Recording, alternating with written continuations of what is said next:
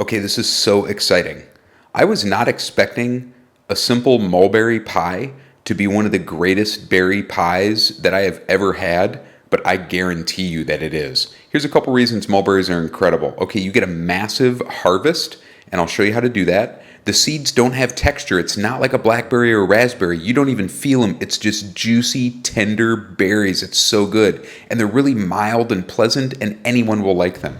So you don't just pick them off the tree if you want a ton of them. What I'm doing here is shaking them out of a tree in a Kowalski's parking lot with my friend from Poland I met off Instagram. Thanks, Peter Eric. Ready? Yeah.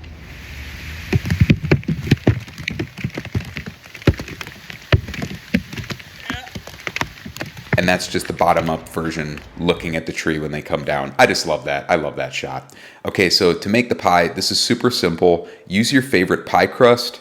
I'm not going to walk you through rolling out dough. That's, really self-explanatory except for a trick or two. But mulberries are just so cool because you can get a whole bunch of them. Make sure that your tarp is very clean. Also, bring a friend because people say less comments to me like, are you homeless or are you hungry when I have another person with me? It's like when there's two people doing something, they're like, this is a legitimate and organized operation. Now you can see right there that I just rolled the dough around the rolling pin, and that is a great way to transfer the dough to your pie pan when the dough is very thin. Okay, now I'm just going to trim it up a little bit. Now this is a basic pie filling. One secret that I put in right there is a pinch of cinnamon. Berries love cinnamon, but just a little bit. You don't want to taste it. And then we're going to add plenty of lemon zest. These aren't as sweet as blueberries, so they're going to need a little bit of help. We're going to add sugar and brown sugar, white sugar and brown sugar. That's some of my wild vanilla extract. There I'm just squeezing some lemon juice and pour the juice through my hand to catch all the seeds. Lemon is really important. Don't make it without it. Also, flour or cornstarch. I use cornstarch. I just like the texture. You just like flour, you got to make sure not to add enough or not to add too much. And with mulberries, they're more forgiving too because these berries are really, really juicy. You do not want a pie filling to hold its shape like it's been set with gelatin when you're serving it warm or at room temperature. Now you can see this is that's a lot of fruit. Now we're gonna roll out the top crust. But your filling in the pie, it should yield to you. It should like barely hold its form. That is like a hallmark of a fantastic pie. One thing that you're going to see here that I do not like is this darn pie pan. And every time I cook in this, I cook in it and then I bake a pie the next year and I forget that whatever this kind of style of pan is, it always heats the side of the crust unevenly. And then the sides of my crust always get too dark. So just use a smaller pie pan. Don't use a silly one like I'm doing.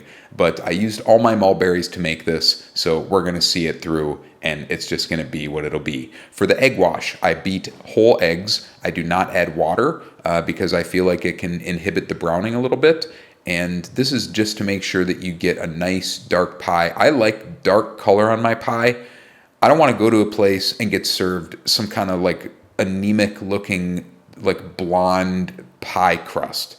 That's gross. That's like eating raw flour or something. It should have color. It should be golden. And if I need to, like I did with this, I may even hit the top with a blowtorch before I serve it. Now look at that. That is some color on that. I would eat that. And I did. Now, just look at that filling. You see, it barely holds its shape. This one I was messing around and taking pictures with. It was also the first one that came out. But just look at how that filling is. See, it's not gelatinous. It's not gloppy. It's just like the juices are barely thickened with the cornstarch. And you get to taste the texture of the mulberries like each individual one. They're so cool because they get this jammy, soft texture, but they don't get soft and mushy. This such a cool fruit. I mean, just look at that. I want to eat that whole pan. I hope I've inspired you to go shake a tree and get some mulberries out of it. Thanks for watching. Let me know if you make the pie.